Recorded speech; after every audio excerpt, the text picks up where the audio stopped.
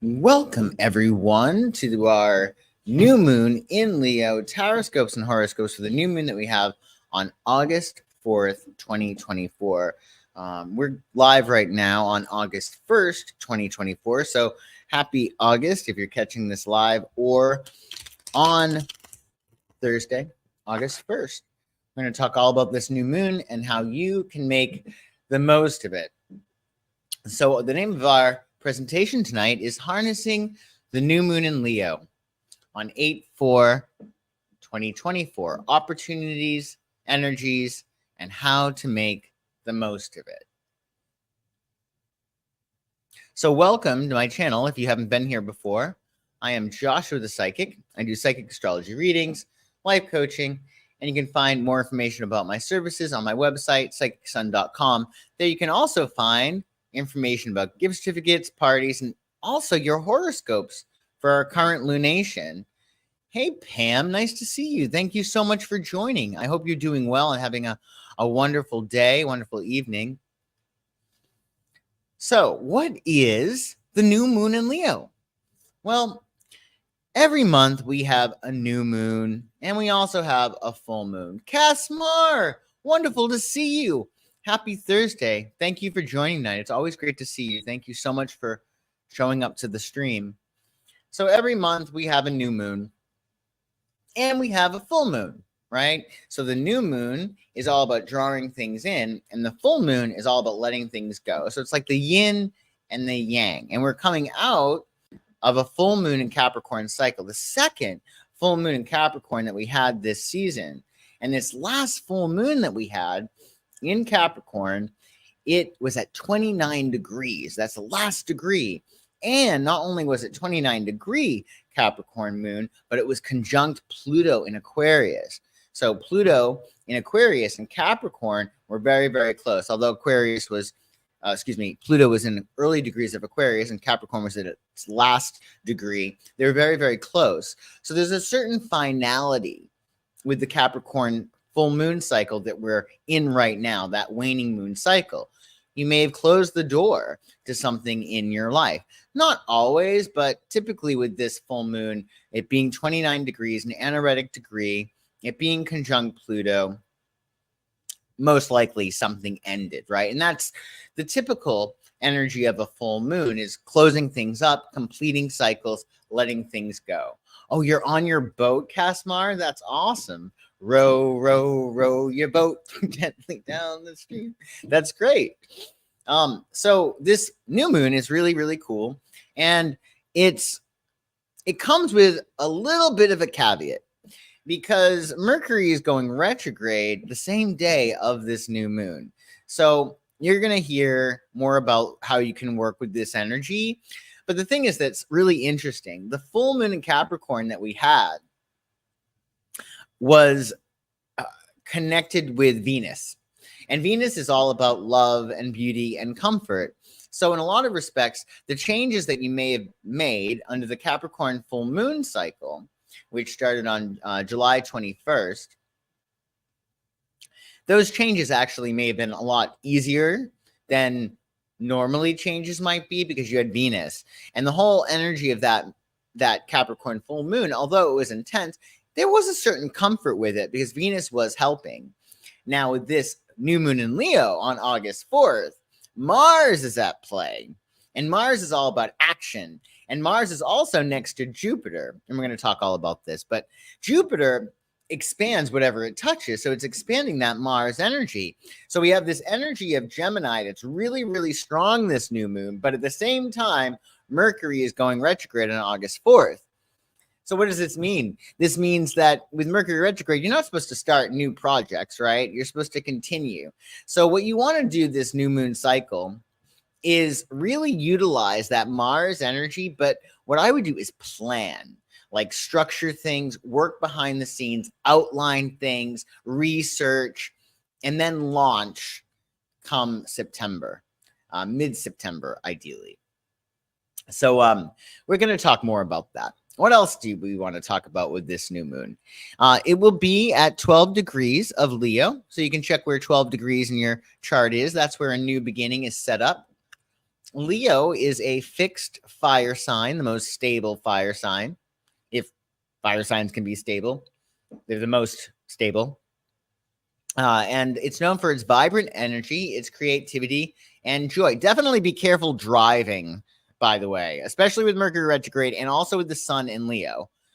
Leos are wild drivers. They think they're good drivers, but they're often reckless because they believe that they're the best drivers, and they're usually, quite frankly, terrible drivers in my experience. So definitely watch out. And good rule of advice, you want to drive defensively, like everybody's crazy, because a lot of people are, especially when the sun is in Leo and especially with Mercury retrograde. So give yourself extra time to get places and drive defensively, because I've noticed there's just a lot of wild people on the road.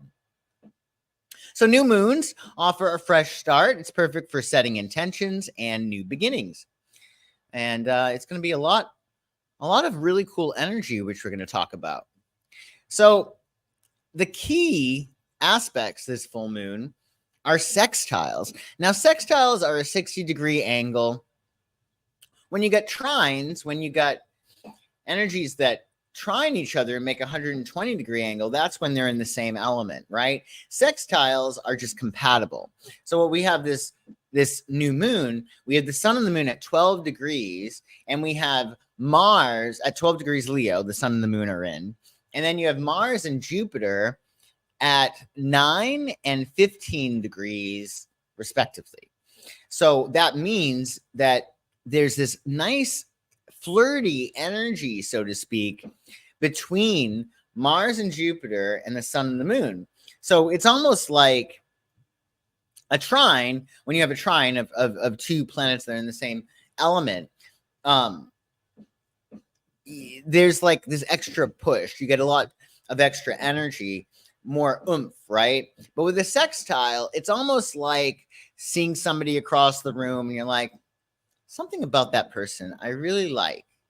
I think there might be an opportunity there. I think I'm going to investigate just to see what's up. And you feel really good. So it feels really good. And, you know, Leo is all about romance. So this could be a time of meeting somebody that you really, really like. It could be a really great crush. Who knows? It could be true love. It could be a relationship. It could be a good partnership, even if it's platonic. But there's something sexy about it, for lack of a better word, with these sextiles. So there's going to be opportunities that you might get a crush on. You might have these opportunities to come about, and you're like, that feels kind of good. I wonder what that might be. And you always want to follow that. You want to follow those hunches. So when we're talking about these sextiles, Mars is in Gemini. So Mars is the planet of action, and Gemini is all about duality and communication and thinking and mindset. So Mars in Gemini is going to boost our energy for communication, creativity, and taking action. Now, Jupiter is also in Gemini, very close to Mars. It's going to expand opportunities for learning and growth. So these sextiles with Mars and Jupiter and the sun and the moon are going to create a harmonious flow between you and your creative ideas and how you express them. Again, Mercury is going retrograde, and Mercury is ruled by Gemini. Excuse me, Gemini's ruler is Mercury. So the energy is very, very, very strong. But again, you don't want to come up with brand spanking new ideas. Ideally, what you're going to do is move forward on projects that were already put into effect.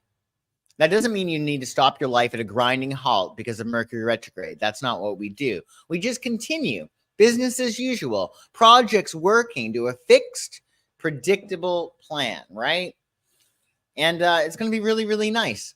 So definitely find out where those energies are in your chart. We're going to talk about where they're showing up in your chart. We're going to eyeball it in this video. We're going to be using the whole sign house system because there's no other way to do horoscopes.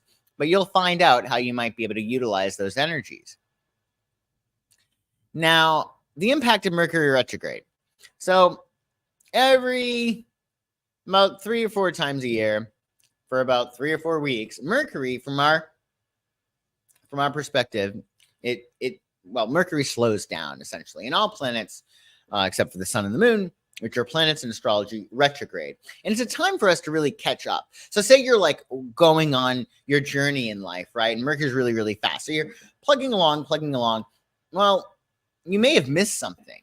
So Mercury retrograde gives you this opportunity to go back, and you might get a key piece of crucial information. You might get a mindset shift that changes the plan. You might find something that you really could that could really, really help you on your journey. So it's a perfect universe because Mercury moves so quickly. Without its retrograde phases, we're going to continue moving forward. What if, for instance, you're walking along and keep going with Mercury because it's fast, and you don't have your wallet, you don't have your license. Well, that's a problem, right? So when Mercury goes retrograde, we're having an opportunity to go back. Do I have everything I need? Right? Do I have my wallet? Do I have all the information that I need? So it's an opportunity for us to redo, to go back, reflect, rest. And I love the fact that Mercury retrograde is actually happening in August during Leo season, because Leo is a cat. They're on as a sign. They're not incredibly ambitious. I mean, they can, if they're having fun doing what they love for work, they'll work hard and they'll be very successful. But as a rule, they're not, into hard work. They're into lying about, right? And they're like cats. They do what they want, right? So it's a wonderful time for Mercury retrograde because it's summer. And this is going to give you an opportunity to take a few vacation days, give yourself a break, cut out of work early. Maybe if you are in corporate, you have summer Friday or you have a half day on Friday. Definitely use that, because your vacation days that you take in August are going to be well spent, because the more you can allow yourself to reflect and rest and relax during this retrograde, the better it's going to be for you, because you want to take your time, especially with your projects that are already in effect. You want to just, really enjoy your process, because Mercury, for some of its retrograde period, will be in Virgo, will be retrograding in Virgo. And Virgo is all about process and streamlining your processes. One of the most intelligent things to do is to come up with a process for the work that you do and not do it haphazardly. If your protocol is streamlined and efficient, at the end of the day, you're saving yourself so much trouble. Prior planning prevents poor performance. And that's really key to remember this retrograde cycle. Take your time. Look at the processes that you have in your day-to-day lifestyle. Is there a getting ready for work routine that might be more advantageous to you? Is there a better way for you to organize your projects or to communicate with your team members or to hammer out your tasks? There probably is. There probably is. So Mercury is going to be going retrograde on August 4th. We're already feeling its effects because it's in its pre-shadow period. And Mercury will end its retrograde on August 28th. However, it takes Mercury a little bit of time to get back up to speed. It has to return to the point it was prior to its retrograde status. So that'll be on September 11th. So what I'm saying to clients is that wait till September 12th. Get your plans in order. Continue with your projects, of course. But if you want to launch something new, spend this time, all of August, essentially now until September 11th, doing your research, planning your plan, right? Outlining, determining what you're going to do. And then come mid-September, you're off to the races. You can launch. So Mercury retrograde is best for revisiting and refining past projects rather than starting new ones. So keep going with things that are already in effect. And if you have something, because Leo is so creative, like for instance, if you're a writer, if you're like me, I have all these projects that I may have started a long time ago and they're in some desk drawer, some filing cabinet. Well, this might be a really great time to pull them out and relook at them, because it might be time. Oftentimes with projects too, in artistic communities, we often find that oh geez, I had this idea and so stole it. They stole my idea. Well, the idea had to go out. It had to be realized by someone. And you can't blame them if they beat you to the punch, right? So with Mercury retrograde, I would definitely look at those things that you started before, those brilliant ideas, because that's a perfect time. Mercury retrograde is the perfect time to say, oh, okay, I'm going to do this now. Even if you had in your head, oh, I really wanted to go to this place or this club or this, if the seed had been planted prior to retrograde, it's a good idea to go forward with it.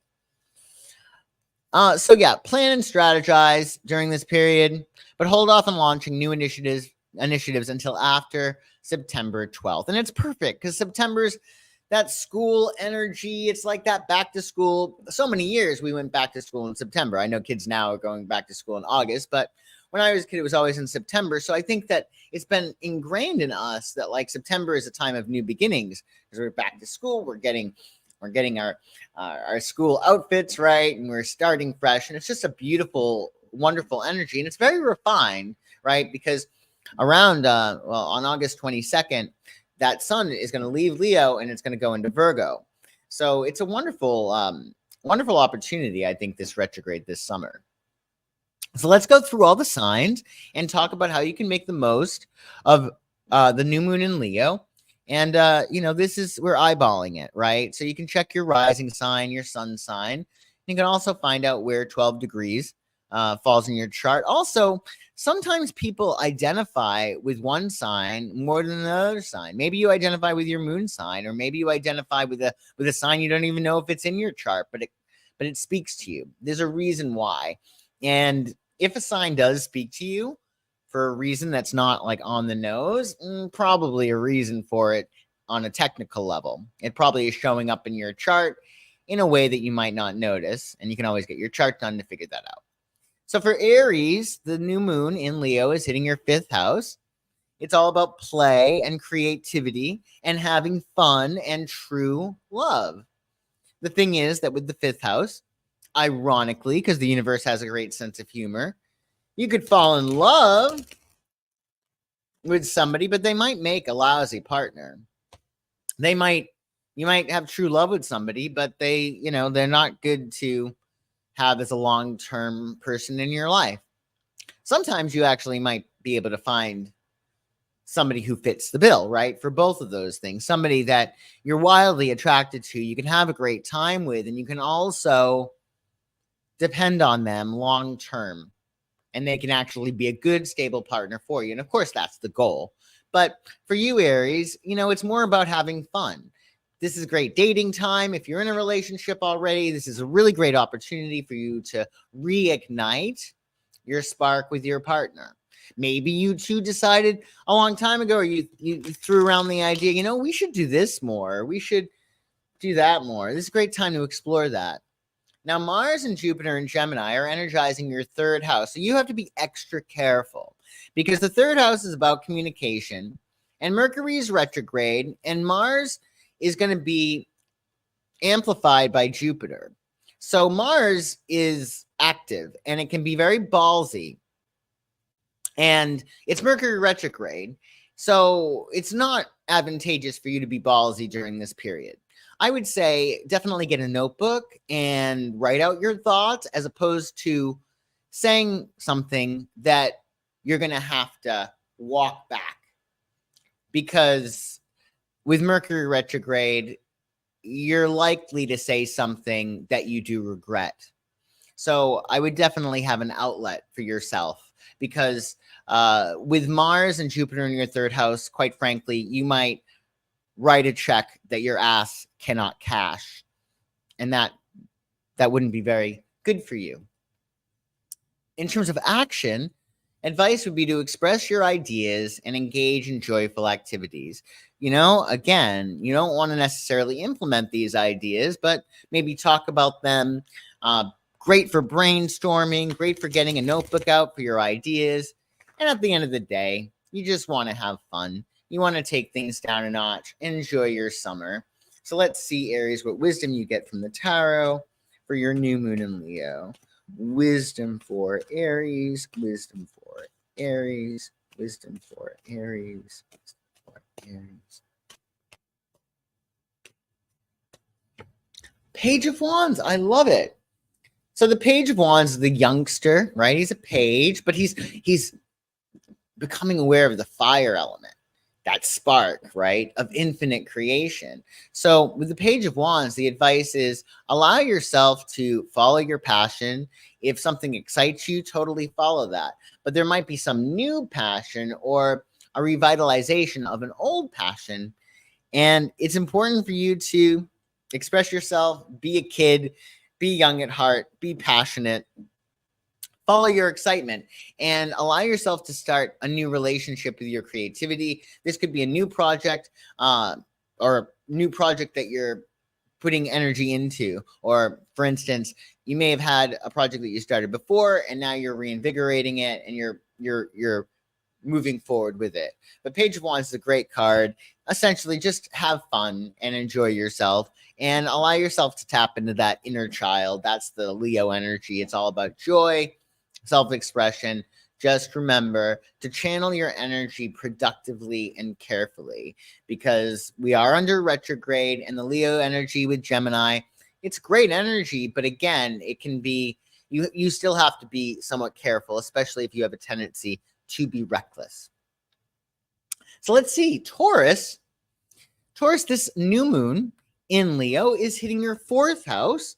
So it's a time for you to really create a new beginning, not just in terms of your home and family, but your emotional stability, your foundation.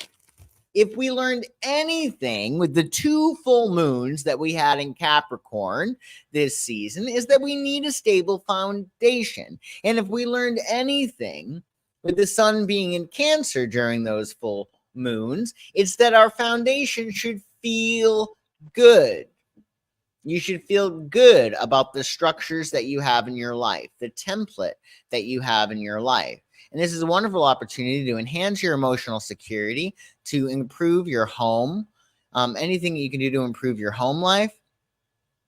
This might be a great time for reunions, especially with Mercury retrograde, anything involving your family of choice or family of origin, and anything that allows you to create more of that emotional security, feeling at home within the self, being like the divine mother, right? Or tapping into the divine mother energy so you can live a life of abundance, which is what you're all about, Taurus, because you're ruled by Venus.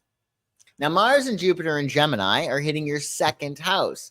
This is really good for you financially. I would say with Mars in the 2nd house, it can burn a hole in our pockets.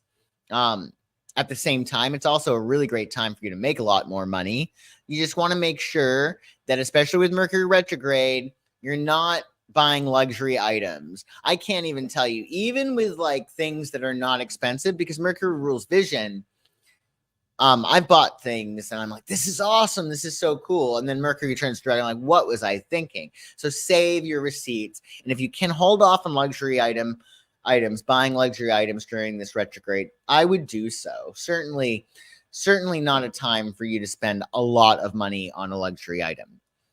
Additionally, with this beautiful sextile or sextiles between Mars and Jupiter and the new moon, create a nurturing home environment and align it with your financial goals. In your home life, Taurus, do you feel really, really comfortable? Do you feel rich? When you're looking around your home, do you see evidence of abundance, right? If you work from home, this is a great work from home opportunity, even if it's a side hustle, which, as I spoke about before, with Jupiter and Gemini and the landscape constantly changing, especially with Pluto and Aquarius, it's a really good time to have another stream of income. It's definitely a good time for you to create a side hustle. With this particular sextile between your 4th house and your 2nd house, the house of home and family, and the house of finance, this is a great opportunity for you to maybe create some job opportunity in which you can work from home, right? Or in some way make your home align with your financial goals. This could be giving yourself more space, more room in your home, right? Maybe it's clearing out things or buying luxury items, right? Because you want to make sure that your home is aligned with your financial goals. So let's see, Taurus, what wisdom you get from the tarot for your new moon. Wisdom for Taurus, wisdom for Taurus, wisdom for Taurus, wisdom for Taurus, wisdom for Taurus, Taurus.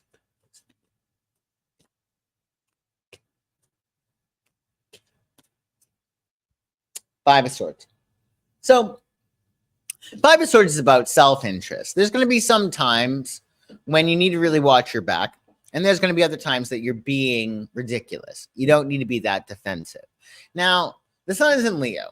Taurus and Leo square each other. They're not the best of bedfellows, quite frankly. And if you've ever seen Leo and a Taurus get into a scuffle, it ain't pretty. It's not good at all. It takes a while to piss off a Taurus. Like they're very slow to anger. But when they get angry, watch out, right? And Leo can be dramatic, they can be arrogant, and it can really be bothersome to Taurus. So I feel like with Five of Swords, it's a matter of, protect your own interests. Definitely watch your back during this period if you feel inclined to, but also do whatever it is that you can to go for the win-win result, i.e., does this person want to win with me or are they against me? Say you're in a partnership, for instance. Am I with somebody that actually is capable of getting along with me? Is this somebody who wants to get along, that wants to see things work? Are we working toward the same objective, or are they looking at you as an adversary?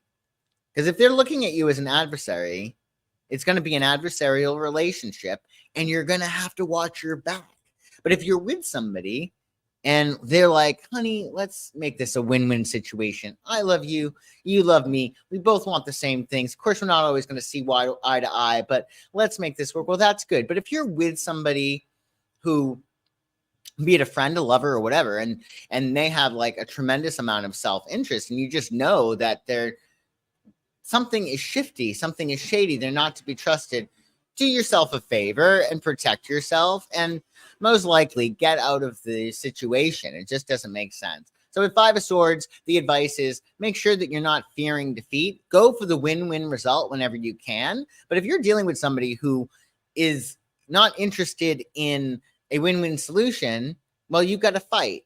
So I think this is an opportunity for you, Taurus, to really look at your relationships very carefully and to actually see whether or not the people you're involved with, can you work with them successfully? Can you have a win-win situation? So keep that in mind. So Gemini, you are doing a lot of interesting things this new moon. It's hitting your third house, which is the natural house that your sign rules. So the new moon is going to energize your communication and your learning. This is a wonderful time for you to continue studying whatever you've been studying. It's a wonderful time for you to continue working on that manuscript or whatever it is that you've been working on. If you have an old project that you're looking to revitalize, this is a great time for you. Also, I feel like, the third house is not just writing.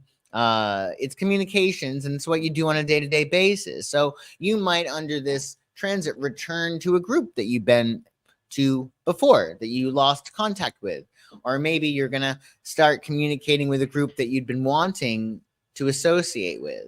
Mars and Jupiter, of course, are both in your sign, so you're gonna be a live wire. You're gonna be very, very energized because you got the planet of war in your sign, Mars, and then you got Jupiter, which makes it bigger. So you want to have a proper outlet because Mercury's retrograde and you don't want to be willy-nilly. You want to make sure that your extra energy is structured. Is it practical, or are you just acting out, right?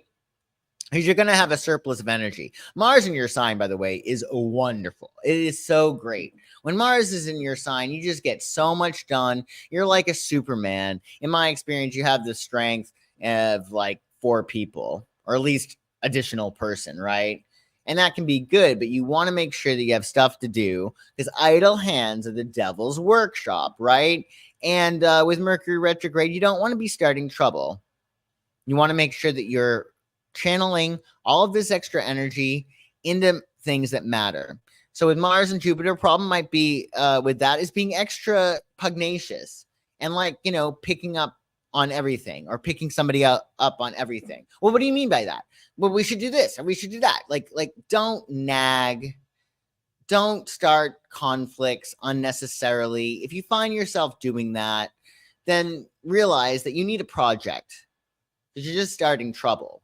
And it's understandable that you would, because you do have these very, very strong energies in your sign, and Mercury will be retrograde. That rules your sign. So, it's easy for you to get caught up in the minutia, dying on hills that really don't matter. So have a plan where you're going to direct your energy.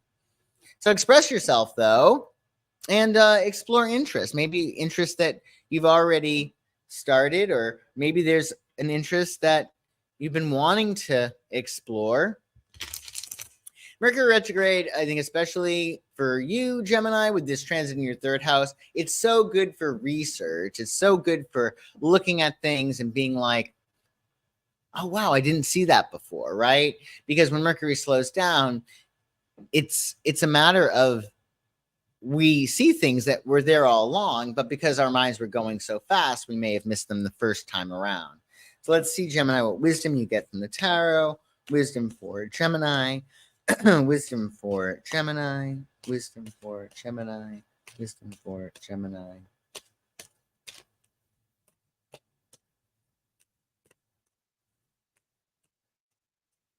Pleasure. So the Six of Cups is one of the best cards in the deck, according to Crowley, and I agree with him. So the Six of Cups is simple, innocent pleasures. It's like, your friend goes away, so you watch his cat. Or your friend goes away and you water their plants, right? You open the door for somebody, just for the hell of it. You ask your checkout girl at Whole Foods, hey, how you doing? You having a nice day? What's going on, right? It's simple, innocent pleasures. And it's about kindness. And it's important to be kind.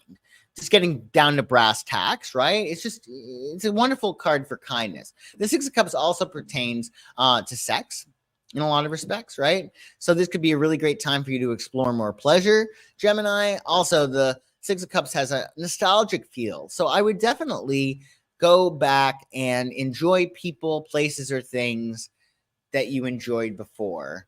Maybe it's like if you're going to go on vacation, go to a place that you've been to before. If you're going to go out to eat, go to one that you've been before. That's just a good rule of thumb under the retrograde. But enjoy the simple, innocent pleasures that come with Six of Cups. It's a great, great card. Hey, Sunflowers, nice to see you. Thank you so much for joining. I appreciate you joining. It's always great to see you. So enjoy that, Gemini. That ought to be a lot of fun for you. Cancer. So Cancer, this new moon is hitting your second house of money. That's nice, right? So this is a wonderful opportunity for you to really tap into that energy of gold. Leo rules gold. So you could maybe pull out that piece of gold jewelry from your jewelry box. Again, I wouldn't buy gold or luxury items under the retrograde because after it goes direct, you might be like, I'm not liking this, how this looks. But gold rules Leo, and gold is good for attracting money. So I would definitely don some gold, maybe even wear gold or yellow, stuff like that for your new moon. So it's all about new beginnings in terms of finances and your values. What matters to you at this stage in your life. It's a great opportunity for you to actually set an intention for a new job. And it's really about making that decision. That decision that I'm going to be making more money over the next 6 months. Because when you have a new moon, yeah, sure, you're going to start seeing evidence of it 2 weeks after, which in this case will be on the, I believe it's the, I'll have to check. I think it's the 21st. Let me see when that full moon is. Your full moon in Aquarius, well, it's the 19th. So yeah, you're going to start to see the effects of your new moon intentions by the 19th. But for longer term plans and goals, you're going to see them in 6 months, which will bring us to February, right? So think about your financial goals. Mars and Jupiter and Gemini are hitting your 12th house, Cancer. So you might especially you, want to get some extra sleep because you got Mars and Jupiter. They're in your subconscious, making you think about all these different things. Holy Toledo, Batman. You're going to need extra sleep. You're going to need to dream because in our sleep state, in our dream state, we process everything. And that's another key word with Mercury retrograde. Communication slows down. We're able to process things. So give your brain a break. Now let's combine these two, right? How can you leverage the benefits of this Jupiter and Mars in your subconscious house with this new moon in Leo? Well, what you can do is believe that you're going to be rich or more rich, right? Believe that you're moving in an area where there is more financial abundance than you've ever seen before. So this link between your new moon in Leo that's hitting your second house of money and Mars and Jupiter and Gemini that's hitting your 12th house of the subconscious, you want to visualize in your mind's eye how you want things to be financially for yourself. Don't give yourself the luxury of a negative thought. Always tell yourself, like, the universe is awash with abundance, right? And if you can go to sleep thinking that, that's going to help you, because whatever you're thinking before you go to sleep, the subconscious holds on to it and you sort of marinate in it all night long. Right. And the other time that's really important to get positive thoughts is when you're just waking up. That's why, please, for the love of God, don't wake up and grab your phone. That is, no offense to anybody who does it, but it's the stupidest thing you could ever do, because you never know what the hell is going to be on your phone. You have no idea, especially in this day and age, right? So you're very, very open. You're very, very porous when you're first waking up. The last thing you want to do is look at your phone that essentially has everybody else's agenda on it except yours, right? So you want to take time to wake up, think about your financial goals in the morning and before you go to sleep at night. That's what I would do for your new moon cycle, because the more you can get comfortable with a lot of money or that next level of wealth, the easier it's going to be. It's all about comfortability. The people that do not have millions and millions of dollars arguably just wouldn't be comfortable with it. Otherwise, they'd be a vibrational match. So utilize this time to convince yourself, oh, it's safe to have money. It's good to have money. And I'm not a bad person if I have money, stuff like that. So let's see, Cancer, what wisdom you get from the tarot for your new moon. Wisdom for Cancer. Wisdom for Cancer. Wisdom for Cancer. Wisdom for Cancer. Wisdom.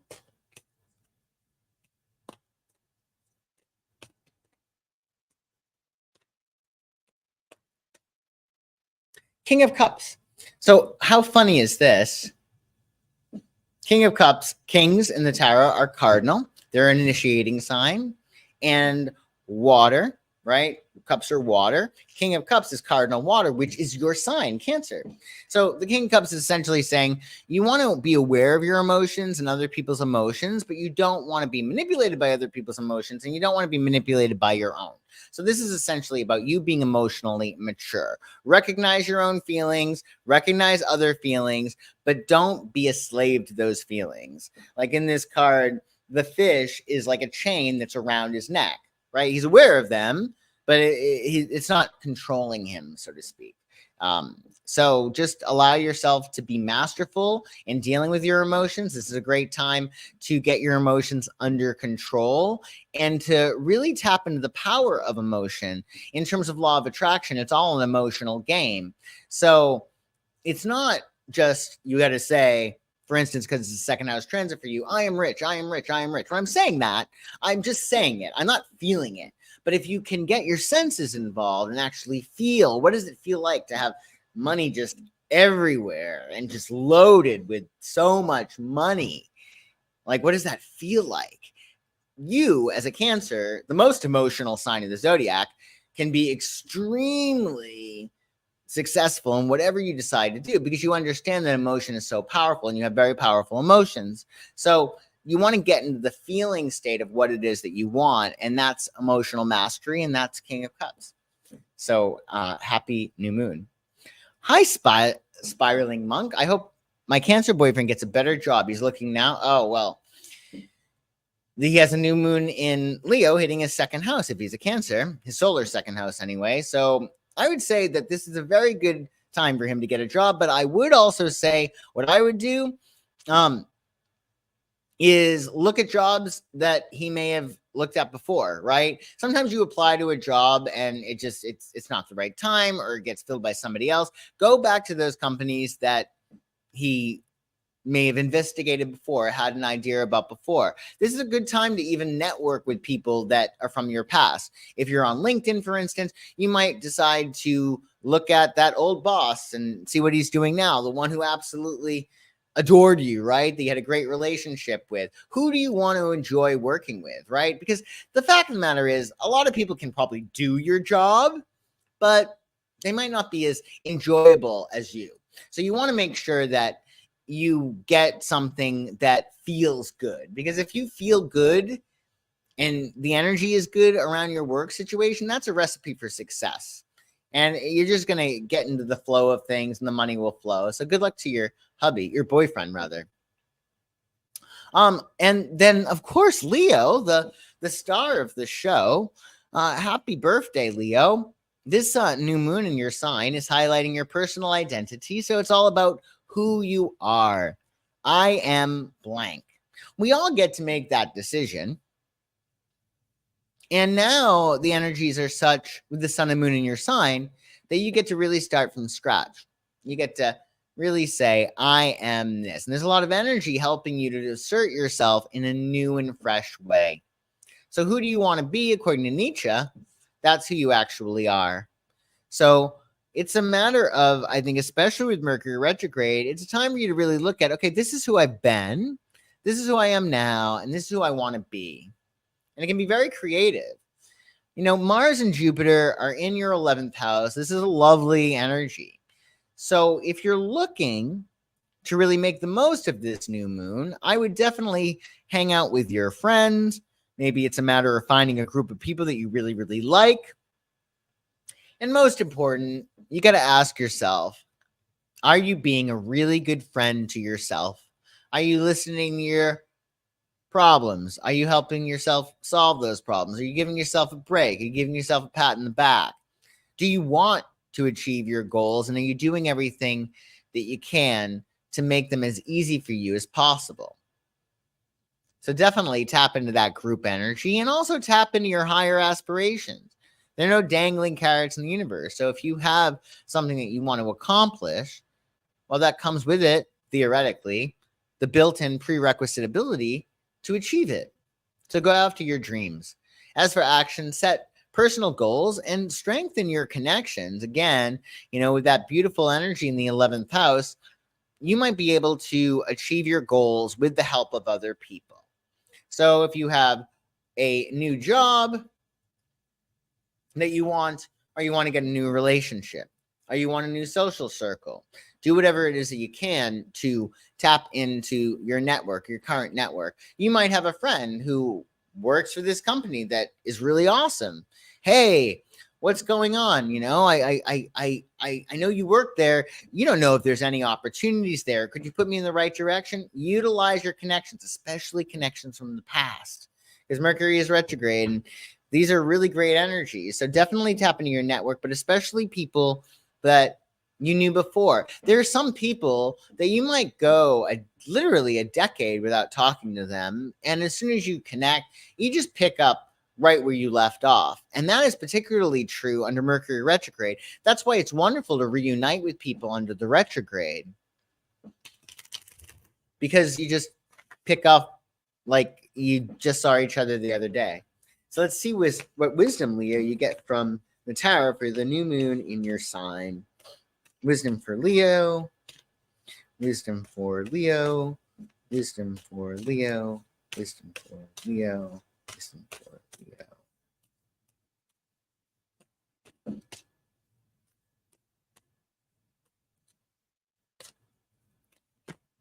Oops.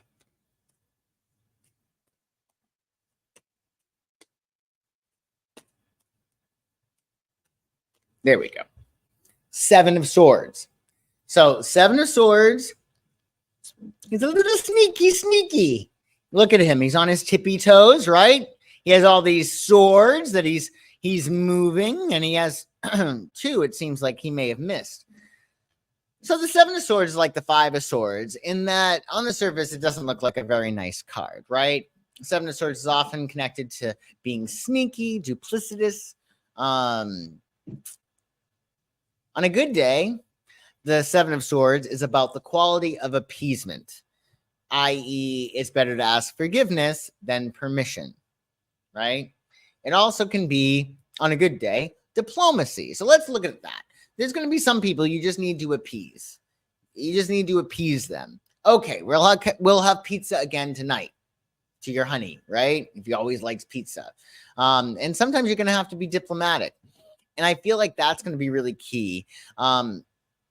You can usually say anything if you're saying it with love, if you're saying it with kindness. I think that it's when we say it with animosity or a certain combativeness that it gets us in trouble. So the advice with Seven of Swords is certainly to be diplomatic, to appease people if you can. But also the big thing with Seven of Swords is all about planning. You could look at the swords as information, gathering resources together, and determining like what you need to do. For instance, say you're thinking about starting a business and you want to utilize this new moon and this retrograde period throughout August to start your business. Well, Leo, you're not reinventing the wheel here. Chances are that somebody has done what you want to do. So why not look at what have they done? What's their business plan look like? You don't have to plagiarize or copy everything from them, but you can get an idea of how they make things happen, right? What is the infrastructure of whatever it is that they do? And it doesn't even have to be a business. It can be, say you're looking to get into better shape. Okay, well, your friend, Tom, or Sally, is in sick shape. She's amazing. Well, what does she do every day? Well, she might intermittently fast. She might work out. She might not eat carbs or whatever. So whatever it is that you want to manifest, somebody else has probably done it. Do your research and make life easier for you. You know, you're not reinventing the wheel. So whatever you want, somebody probably already has it. What are they doing? How do they do it? How do they flow their energy? How do they show up? What are their habits? What is their disposition? Right? So I think that's a great way for you to work with this energy of Seven of Swords. I think the big thing is be diplomatic. Again, you got Mars and Jupiter, both in Gemini. You're really lit up with the sun and the moon in your sign. You do not want to say something that gets you in trouble or fired or fractures a friendship, etc. I would say it's a good rule of thumb to not communicate when you're really, really upset.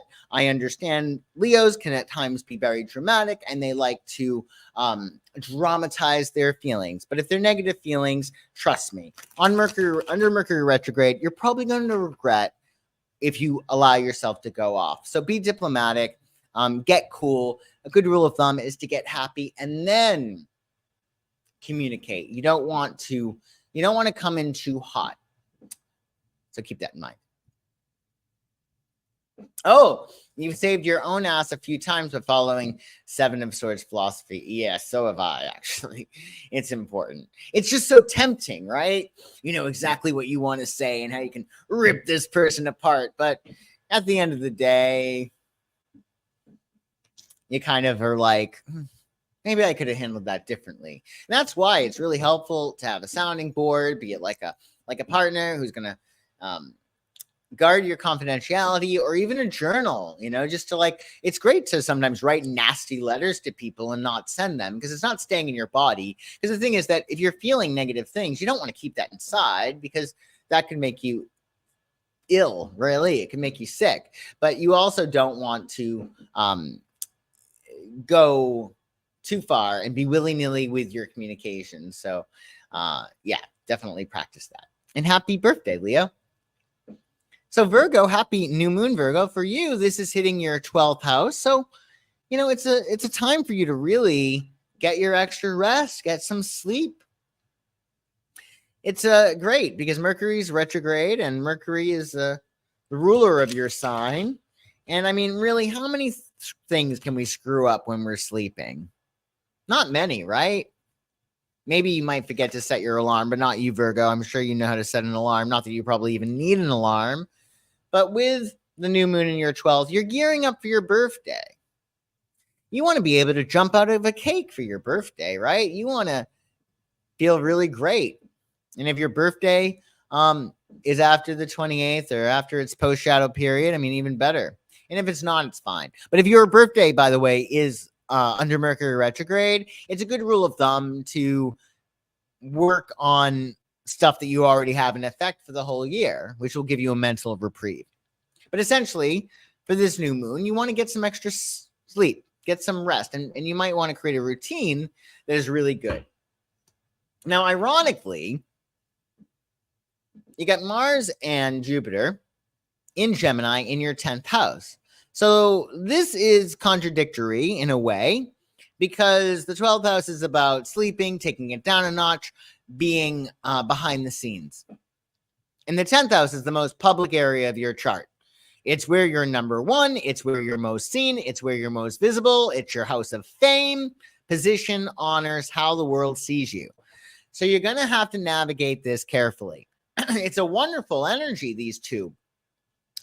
It's a sextile, right? It's very positive. However,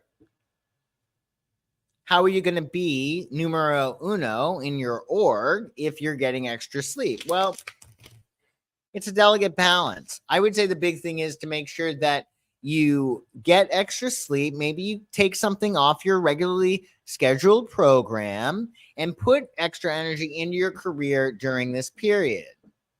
Something's got to give. You can't do everything, right? And you do need to relax a little bit because you have this new moon in the 12th house. And one of the most important things with a 12th house transit is, remember, it actually is extremely significant because we get in life not what we want, but what we subconsciously believe we deserve. So not just for Virgo, but for everybody, what I would do with this new moon, say you have a wish, right? Or several wishes. You want to write down 5 reasons why you deserve it. Because if you are focusing on your deservability and your worthiness, I want to raise, for instance. Why do I want to raise? I always show up. I'm always the first to come and the last to leave. I help my fellow employees. Everything I do is absolutely excellent. I check and I double check my work. My skill set is absolutely perfect for this position. They couldn't find anybody better for it. All right, I gave you 5 reasons why I want that raise. You gave yourself 5 reasons why you want that raise, why you deserve that raise. So anything that you want, come up with 5 reasons for it, especially in pertaining to your career.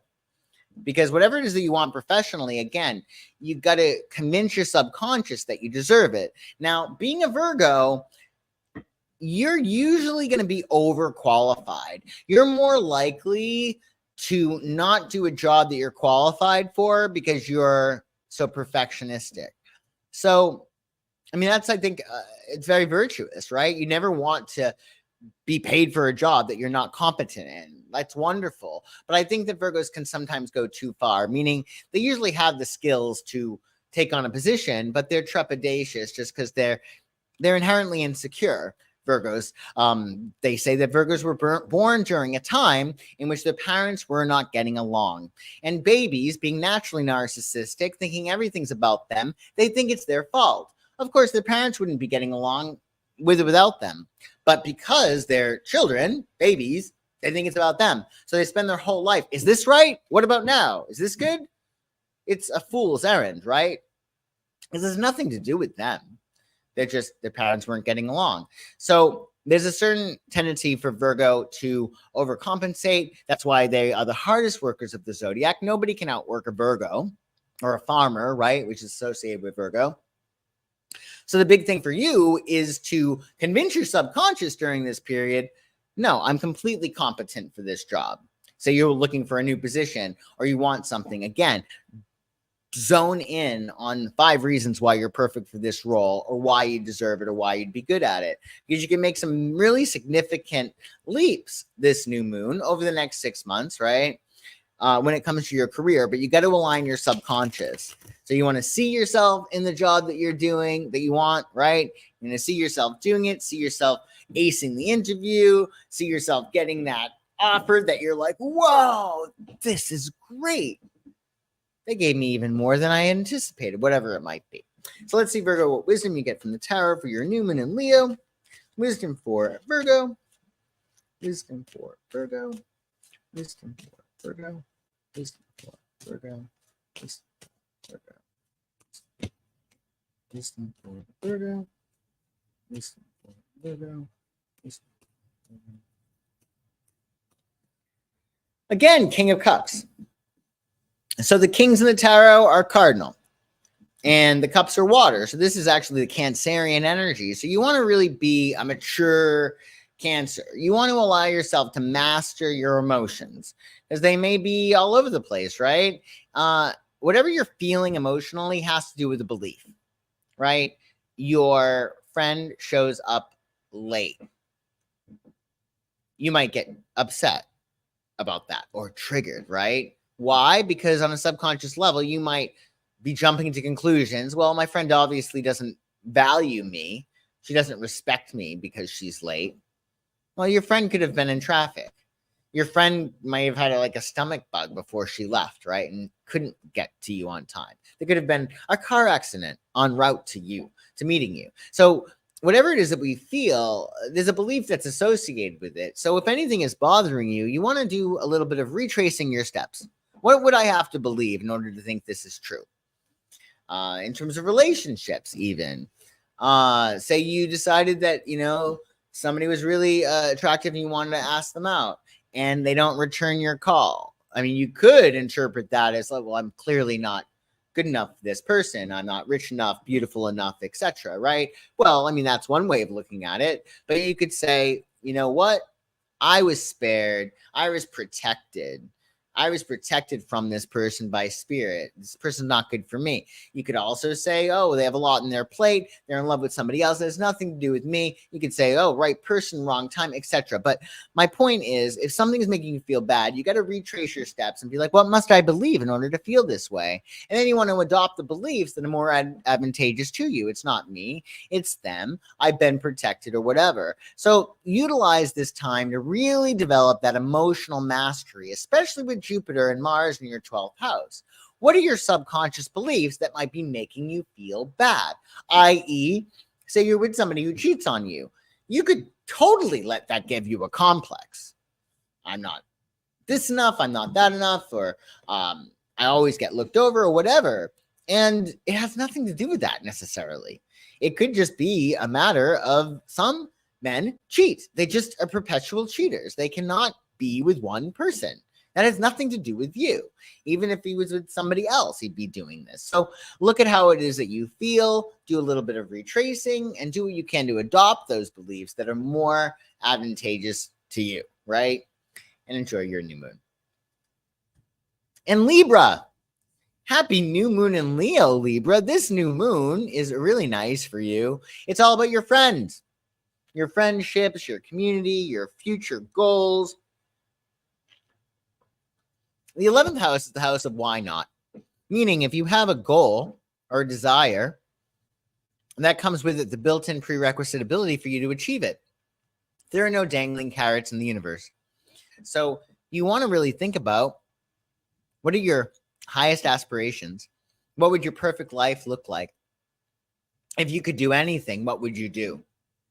And allow yourself to nurture that thought. Libras are highly intelligent. They can plant a seed, be it for somebody or even for themselves, a seed of awareness. Oh, we might want to go to this restaurant sometime. And then week after week, they water that seed. Oh, I know. I saw Julia at that restaurant. And then they water that seed. Oh, did you notice that they have escargot at this restaurant? And they water that seed. They water that seed. Before you know it, the other person across from the Libra is like, we should go to Craig's restaurant. We really should. And it's because Libra planted the seed, because they're very, very, very smart in terms of relationships. Now, Libra can do that with themselves, right? You could say to yourself, wouldn't it be nice if I did this? And then you can, on a regular basis, very gently, just coax yourself into it, almost like you're manipulating yourself to give yourself this idea. Oh, I might want to do that. I could do that, right? Play with ideas. Don't feel like you have to fire away and actually commit, but play with the different possibilities. You get Mars and Jupiter in Gemini hitting your 9th house. So you're going to probably be having itchy feet. You might be like, I'm so sick of the same old, same old. I'm sick of my surroundings. So you might want to go on a trip. You might want to get out of the country for a little bit.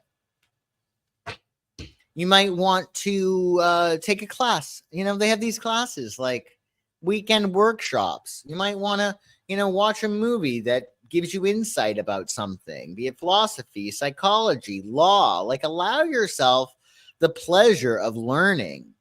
Libra is such a smart sign. And with Mars and Jupiter in your 9th, you're probably going to do really well by expanding your worldview. And that could be by traveling, by learning, etc. And why not combine them? Why not say, I've always wanted to go to Greece. I've always wanted to go to Berlin. All right, wonderful. Well, guess what? Get your friends in on it. And if you don't have friends that would like to go there, we'll find some, right? There's probably groups in which, they're these travel groups, right? You might have to pay for them. I would advise you to pay for them because those are going to be better for you. But think about how you can expand along with your friends. Same thing. Say you want to take a class. Ask your girlfriend. I really would love to learn this. I think this could be really fun. Would you be interested in joining? And if you don't want to ask your friend, well, join the class and meet some new friends. But allow yourself to go out on a limb. Mars and Jupiter in your 9th house, that's a leap of faith. Take a leap of faith. Go beyond what you know. And take your friends along for the ride too. It's a great time for you to expand your social network. And if something excites you, definitely go for it. That could be a lot of fun.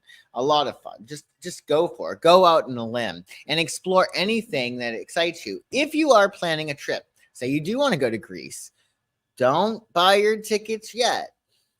Get your resources together. There are all these resources that will tell you, like, what's the best places to go in Greece? How do you make your trip good as possible? Go on TripAdvisor, figure it out, plan things. Or, say you're looking to study something. Well, look at all of the different options you have. There might be an extension school. There might be a class or whatever. Utilize August to research. Because I'll tell you, when you research under the retrograde, it's going to be great, especially if you're planning a trip. Then you buy your tickets mid-September, and it's going to be great. So let's see, Libra, what wisdom you get from the tarot for your new moon in Leo. Wisdom for Libra. Wisdom for Libra. Wisdom for Libra. Wisdom for Libra. Wisdom for Libra. Libra. The Hermit. So the Hermit is a really cool card, and it doesn't necessarily mean you'll be alone. The Hermit actually can be about coming out of a hermit phase in your life. But with number 9, the Hermit card is really all about completion. It's about perfection, fulfillment. It's the highest single-digit number. So the Hermit, although it might not seem like a big deal, the Hermit card packs a punch. It is very much about completing a big cycle in your life and searching for deeper meaning.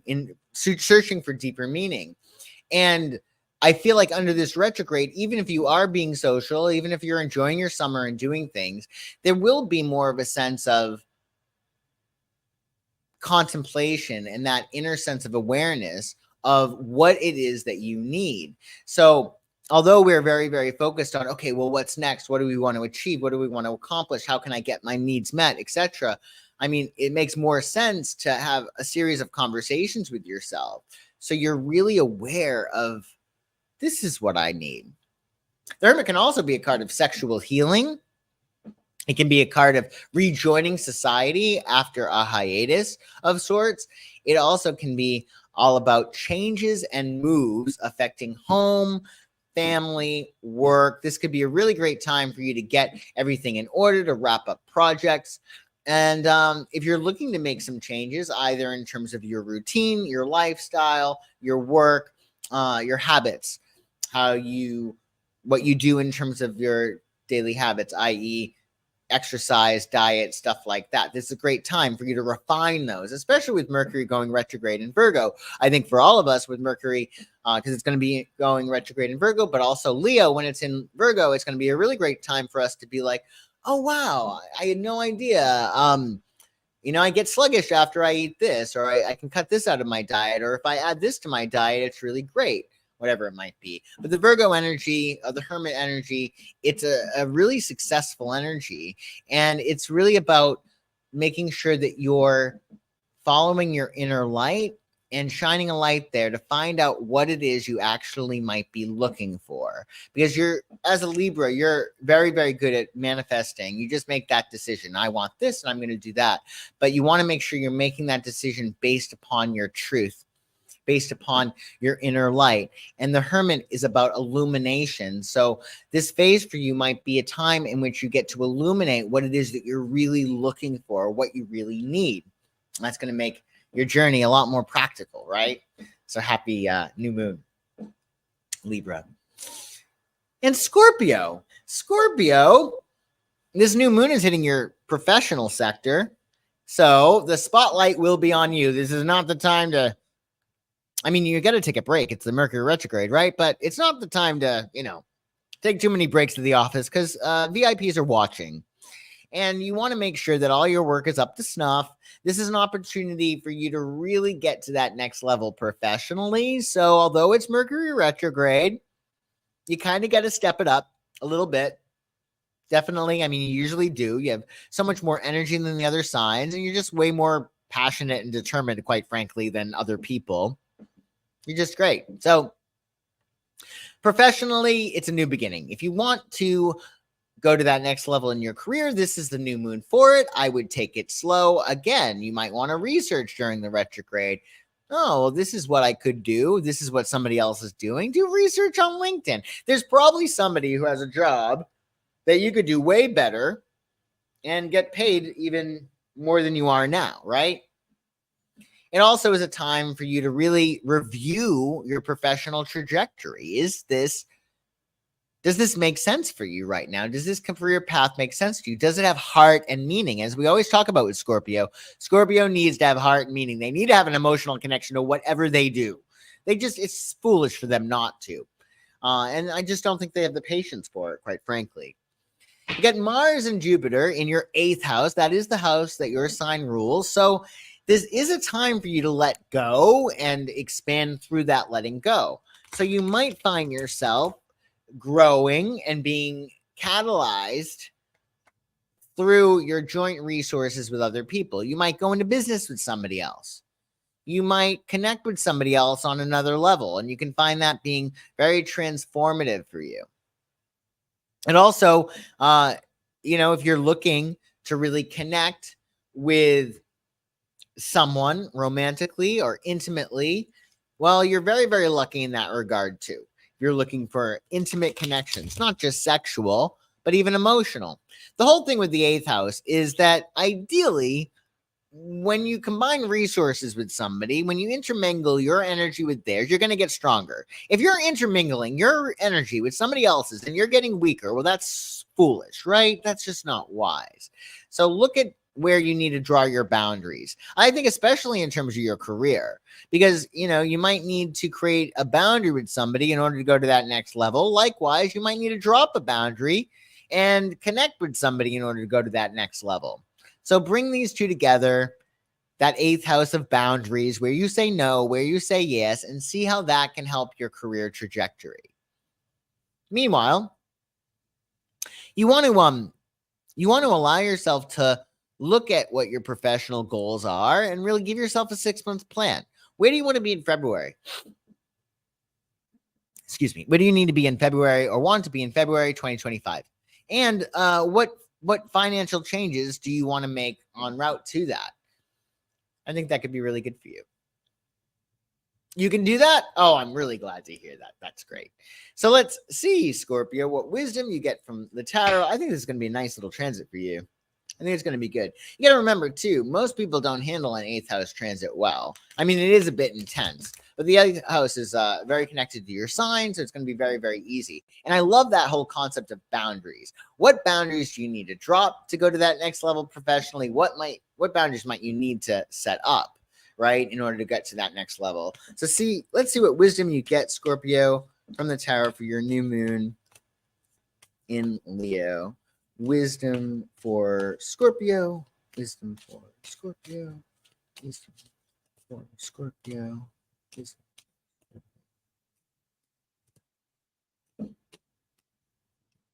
Ooh, I like it. So the Knight of Pentacles, he's the only knight really that is like stabilized, right? So this is about, really grounding yourself and being a little bit boring.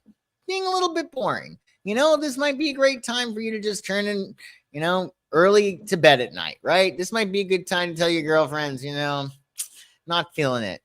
I'm gonna sit this one out, right? The Knight of Pentacles is a little bit boring, but he's prudent and he works really hard and he's just excellent. I mean, he's very responsible, extremely grounded. He can be perfectionistic and detail oriented, and yeah, boring, but sometimes boring is good. And I would say that, especially in light of this being a new moon in your 10th house, Knight of Pentacles is a good person to align with, or a good energy to align with, because it's a very Virgo-y energy, and Virgo is very, very it's an earth sign that aligns with the 10th house. So I think the advice here is to get grounded and to focus on your work and focus on what you can do with where you are now. Stay in the present moment. How can you refine your systems? How can you refine your processes? I feel like with the Knight of Pentacles too, especially in light of your 10th house, professionally, how can you help, say you're a leader, how can you help your team do a better job? Right. And that's what a leader wants. A leader wants everybody to work in unison together. So it might be nice, if you are in leadership, to be sort of like, what do you need in order to hit your marks? What do you need in order to be supported, employee? Right? Because the Knight of Pentacles is very much about service. And it also might be a matter of looking at how you can be of service to other people. Because at the end of the day, that's what is going to really help you to make your mark in the world, reach that level of professional excellence, how many people you help, right? So a lot of things here are very much about just you being as earthy as possible, grounded, be a little bit, it's okay to be a little bit pedantic during this period, following the rules and being very a little anal retentive. It's okay. It's okay if you are checking and double checking. I think especially that's true now that I think of it, because Mercury is retrograde. So you kind of need that to be extra Virgo during the retrograde, because things will slide. So you got to be the one that's the pain in the ass that says, did you check that twice? Did you send that file to that person? What about that? Is that all taken care of? Did you make those reservations? Did you pack your phone charger? So it's okay to be very Virgo-y. And happy new moon, Scorpio, in Leo. Sagittarius. Well, Sagittarius, you get another party ahead for you for sure, with the new moon in Leo hitting your 9th house, the house that your sign is aligned with. So it's all about expanding your mind, going on trips, foreign travel. How can you learn more? How can you expand your mind? I feel like with this new moon for you, you might be like, oh God, I can't deal with the same thing again this week, right? It might be time for you to plan, what a nice trip for yourself, something that gets you out of your day-to-day lifestyle. You just might be getting itchy feet. It also might be a time in which you're like, I really need to learn more. I need to go to that next level. But essentially, your mind is hungry. Most likely this new moon. It's hungry for new stimuli, new information, new people, new places, new things, new ideas. So follow your excitement. Maybe you want to plan a trip to a foreign country, or even, a trip to a place that's, very far away. Maybe you want to do a deep dive into a subject, be it law, a philosophy, or even a spiritual subject, but allow yourself that pleasure of expanding your mind. Now, Mars and Jupiter are in your 7th house. So let me tell you, your partners during this period, they're probably going to be a bit much. And with Mars in your 7th house alone, your partners are probably going to be more pugnacious than usual. It's Mercury retrograde. Certainly do not be a doormat. Do not let yourself be spoken to disrespectfully, etc. But it might be advantageous under this transit to acquiesce a little bit, just because you do have in your partnership sector Mars and Jupiter. So again, your partners, be them personal, professional, they're probably going to be bigger and louder. And with Mars, they're going to be probably more aggressive, more combative. Again, this is not to say that you should allow yourself to be treated poorly. Never allow yourself to be treated poorly. However, if you can acquiesce and go along to get along, I don't think it's a bad idea.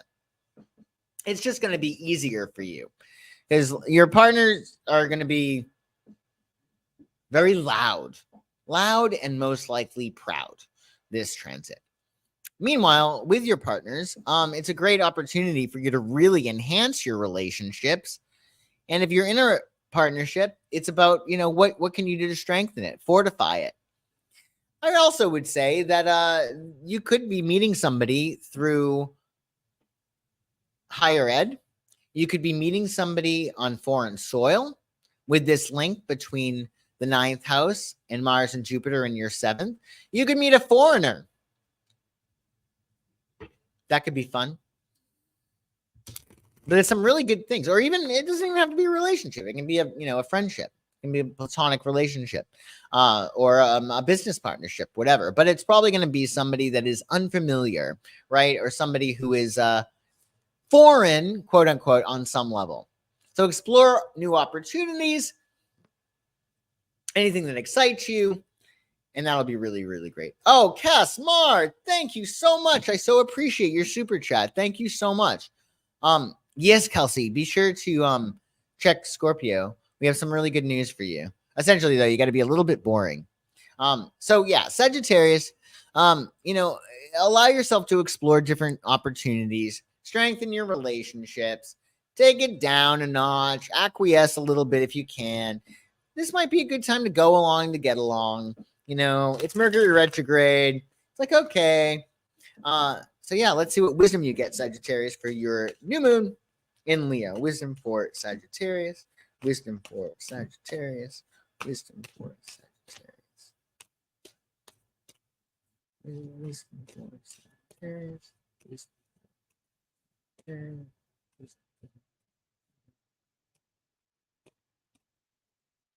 Victory. Well, I like it.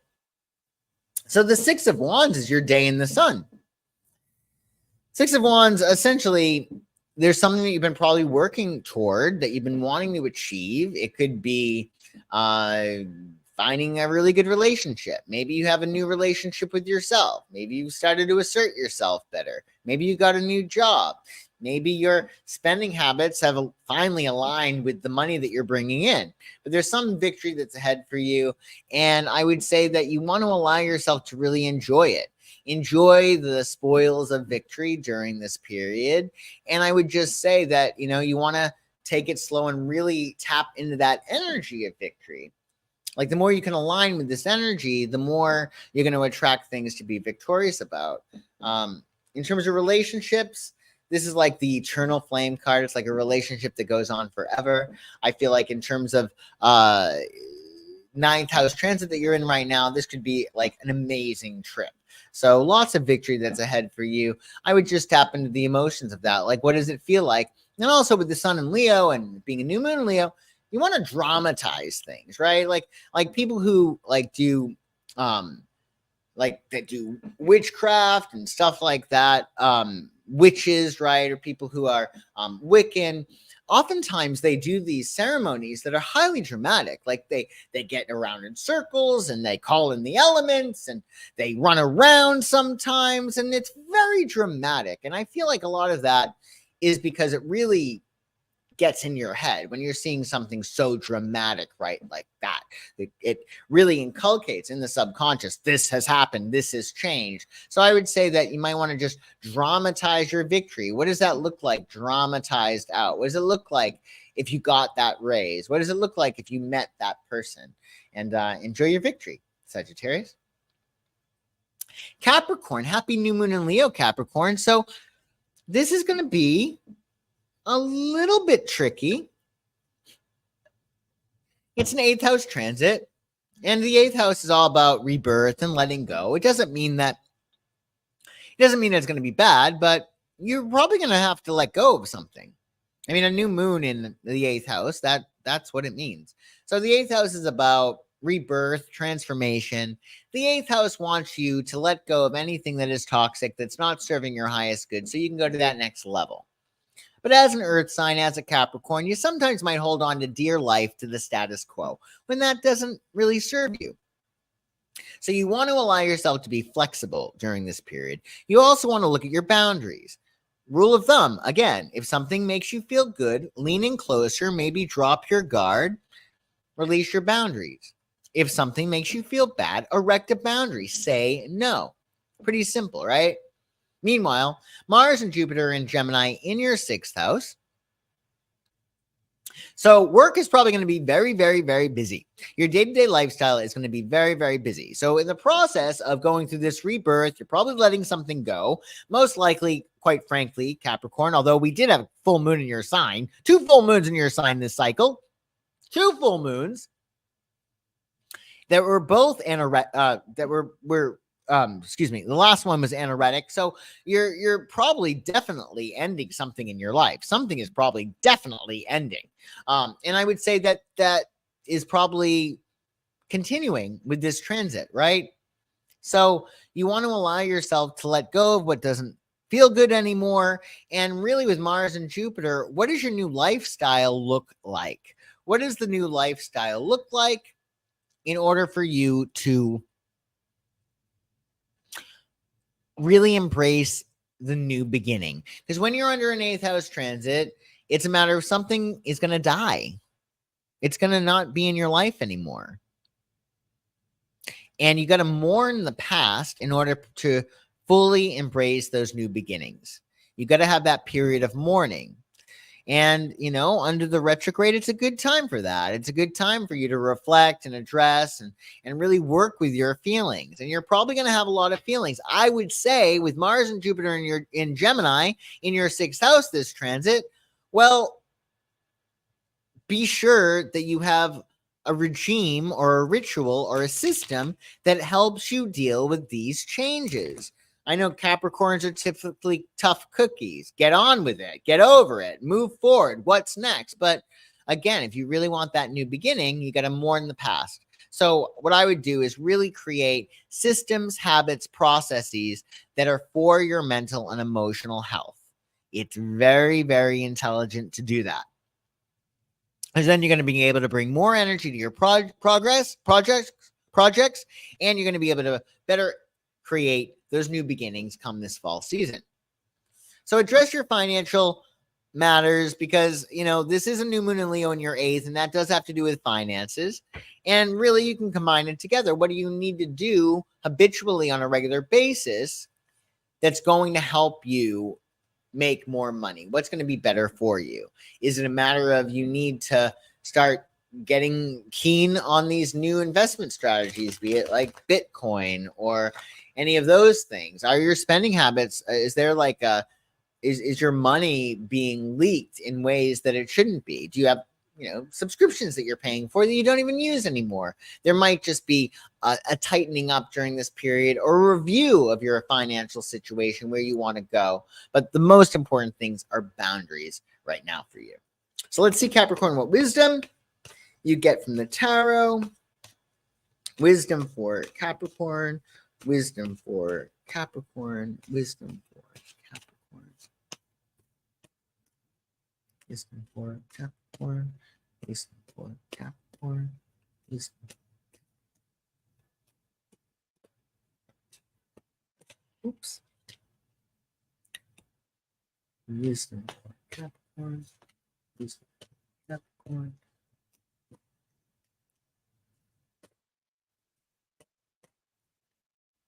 I love it. The Empress. So when anything new comes into your life and brings you great joy, the Empress is the vehicle for that something. So something new is coming in your life and it's going to be really, really great. So you want to allow yourself to tap into that energy of abundance. Again, like it might be a matter under an 8th house transit. If you let go of something in your life, you might not be, because you're so tough, you might not be realizing like how it's been really taking your life away. It could be taking your life force away. So if something's toxic in your life and you cut it out, with the Empress card, there might be some really good things that happen. So work with this 8th house transit. What do you need to do in order to experience more abundance? Maybe with the 8th house, it's a matter of you don't need to cut somebody out. You need to bring somebody in. You need intimacy, emotional intimacy, physical intimacy, etc. And that's going to help something new be born in your life. So look at where your boundaries are and look at what habits you can also employ that allow you to live more abundantly. It could be simply about doing gratitude lists on a regular basis. So I hope that helps for you, Capricorn. We're going to be going to Aquarius, but I need to take a quick breaky break. Everybody sit tight. I wish I had some music for you. Next time I will have a video ready for you when I have to take a breaky break, but I shall be right back.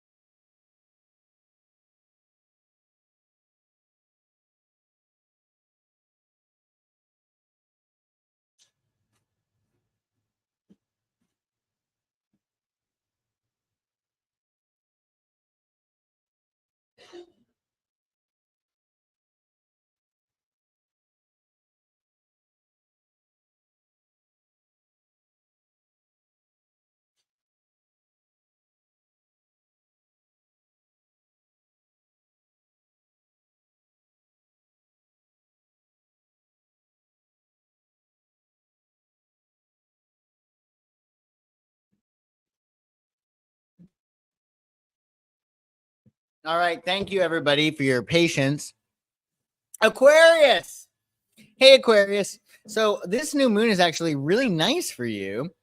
More than usual, because the sun and the moon are in Leo. That is your opposite sign. However, you got Mars and Jupiter in your 5th house of play and creativity and true love.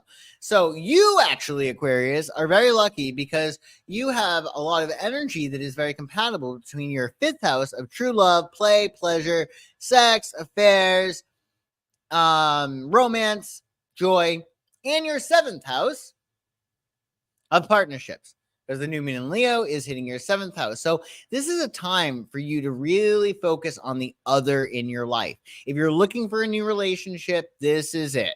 This is good. Again, it's Mercury retrograde, so you want to make sure you're reading the fine print. Don't commit to anything until you're sure. But also got to remember that Mercury retrograde can sometimes bring fated events. And I would not be surprised with Mercury retrograding in Leo and the new moon being in Leo that you might find somebody that comes back with their hat in the hand and they say, oh, I don't know what I was thinking. I really should have been with you. And I did everything wrong. Will you take me back? Like lovers come back. Old lovers tend to come back under Mercury retrograde. Again, don't say yes until you're sure. You might want to, give them a testing period, right? If that should happen. If you're already hitched, then this is a great time for you to fortify your relationships. What can you do to make them stronger? With Mars and Jupiter in your 5th, you're going to be feeling very creative, very playful, So it's a wonderful time for you to get involved in play and whatever makes your heart sing in your relationships. This could be going to a carnival. This could be spending more time at the beach. Again, this is a really great time for you to enjoy the summer. There's so many things that can be going on outside, away from your computer. Remember, Mercury can wreak havoc on our internet signals, right? I can't even tell you. I've already felt the experience of Mercury retrograde. I don't know if it's AT&T or if it's Mercury retrograde or it's both, but the internet has been so awful lately. It's been very, very sluggish. So get outside, play, do things that you really enjoy, especially with partners or would-be partners. Get yourself out there, play, fall in love again, fall in love with your friends, fall in love with your life, fall in love with a hobby. Super creative time for you. And I think you'll like it a lot. So let's see, Aquarius, what wisdom you get from the tarot for the new moon in your 7th house. Wisdom for Aquarius, wisdom for Aquarius, wisdom for Aquarius, wisdom for Aquarius, wisdom for Aquarius, wisdom for Aquarius.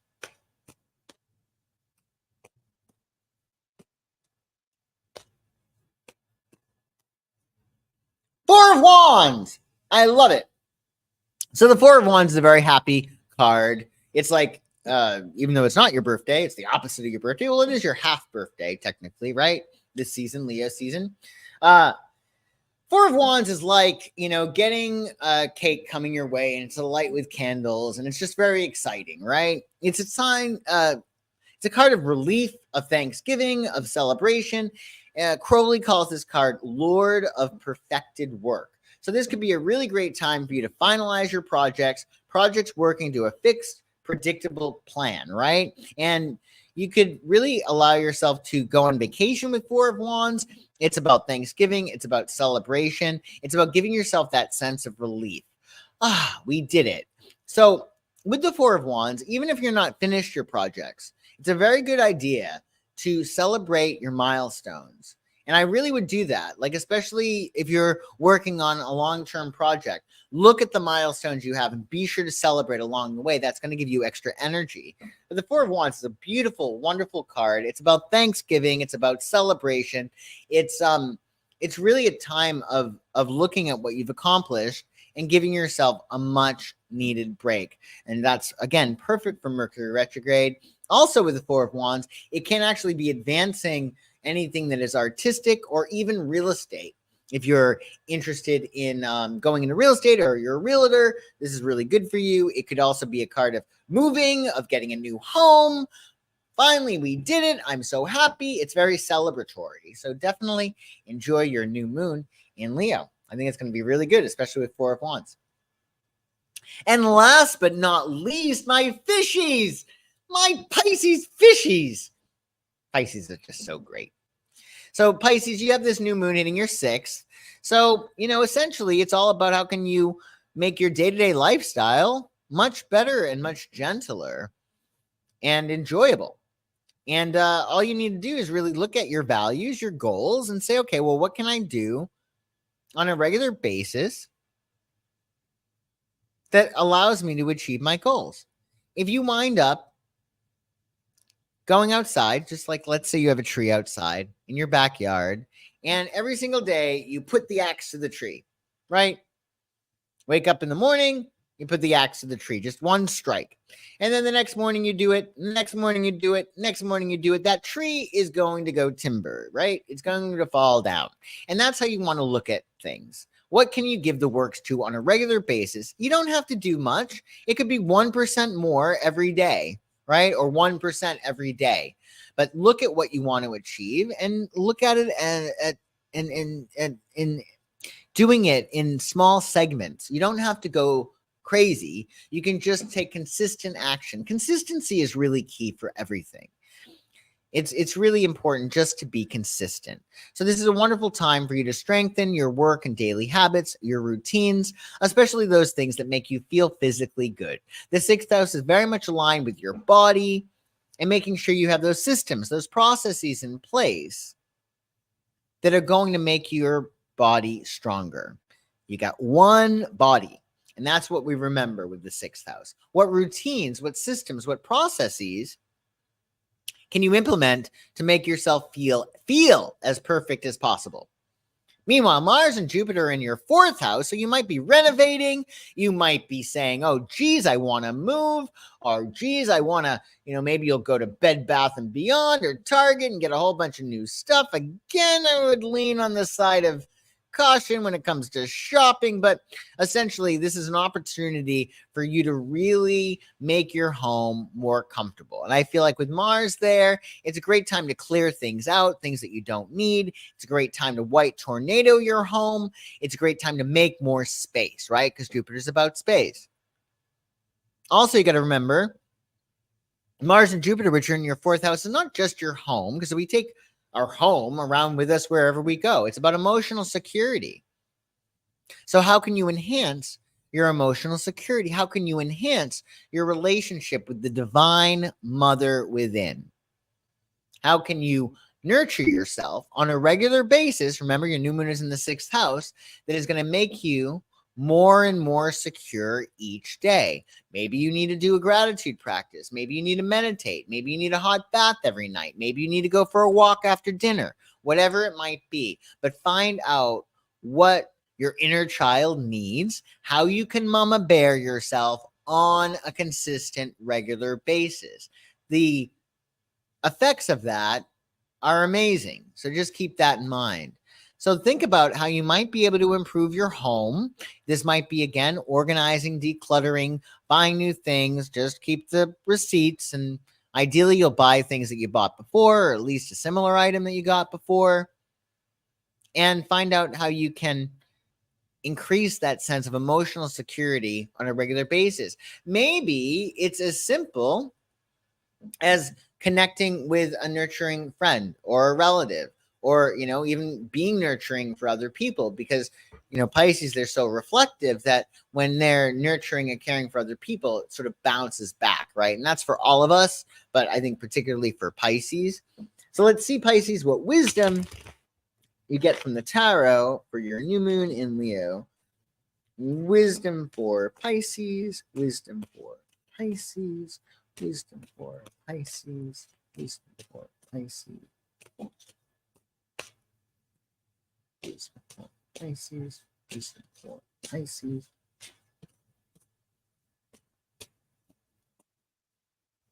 Ooh, I love it. So Eight of Pentacles is a really, really cool card. One of my very, very, very first students, and literally in the 1990s, she had studied tarot before she took class with me. And she told me in class, she's like, that she read that this guy is forging or creating trophies, which is essentially, if you say you're making a trophy, you've got to be detail oriented, but also theoretically, if you're creating something that is award worthy, it's going to be excellent. And that is really key for you. How can you be prudent? How can you be cautious? How can you take your time creating a product that is interesting and inspiring to yourself, right? The Eight of Pentacles is about hammering away, and really, it's similar to what we spoke about before, about how, like, every single day, if you wind up hitting that tree with the axe, that tree's going to be coming down. Maybe not within a few days, but eventually it will. So the Eight of Pentacles is really, really nice, because oftentimes it's about things just coming along nicely. If you water your garden every single day, one day you're going to wake up and you're going to see flowers starting to grow. So be prudent, be cautious, be sure to take the overall view. I think the Eight of Pentacles is a perfect card for Mercury retrograde, because it gives you that ability to really look at things from a higher vantage point and say, okay, well, what is the best case scenario? What do we want to achieve here from that overall perspective, right? And then you can zone in on the details. But Eight of Pentacles is nice. Things are coming along nicely. Just keep watering your garden. Keep watering your garden, and things will surely grow. And happy new moon. So in conclusion, everyone, This new moon in Leo is about setting clear intentions and goals that are aligned with your passions. Leos are very passionate and they operate from fire energy. So you want to find something that lights you up. Follow your excitement. Your excitement is your built-in mechanism that says, go here, do this. This is for you. And you should always, to the best of your ability, follow your excitement whenever you can. I get it. We all have responsibilities. We all have tasks that we need to do that might not be so fun. But when we can, follow your excitement, your highest excitement. With Mars and Jupiter, as we spoke about in Gemini, this is a great time to take action and to expand your projects, but you might want to continue with projects that have already been started because you have Mercury retrograde. So you want to make sure you're balancing that Mars energy that is very action oriented with the introspective energy of the retrograde. I think the best way to balance this is to plan. Put your extra energy with Mars into planning. Plan things out. Determine where you want to be in February of 2025. Get your plan going. Again, remember, you're not reinventing the wheel. Anything that you want to accomplish, somebody else has probably done it. If not, well, something similar to that. So plan your work, plan your plan. Plan your work your plan. Get everything organized and systemized, and really move forward come mid-September when Mercury is out of its shadow period. Action, enjoy this period of creativity, growth, and personal fulfillment. It's a wonderful time, Leo season. It's a lot of fun. It's all about play and joy. And with Mercury retrograde, well, it's great because you're not going to be dealing with your internet that is spotty, and you're not going to be dealing with files that are misplaced or breakdowns in communications if you're on the beach, if you're having fun, if you're enjoying yourself. So definitely take advantage of this gift of having Mercury retrograde during Leo season, because there's only so much that can go wrong when you're playing volleyball on the beach. There's only so much that can go wrong when you're at the movie theater with your friends, right? So have fun. Do what is joyful for you. And allow yourself to really think about, what would make you happy? What would make you joyful? And then you can launch new things in the fall, which is a new season for us all, right? A new beginning for us all. So thank you all so much for joining me today, especially in the live. I really appreciate it. It's great to see so many people in the live. It's super inspiring for me. It makes me doing these streams so much more fun. If there's anything I can do for you, check out my website, psychicsun.com. The link to that is in the description below, along with your horoscopes, your written horoscopes for this lunation. And I shall see you soon every Friday for this week astrology at 1 p.m. Eastern. And that will be tomorrow if you're catching this live. So you have a great night too, Castmark. Thank you so much for joining and for your super chat. Thank you, everybody. And I shall see you soon. And make sure you have a very happy new moon in Leo. Bye-bye.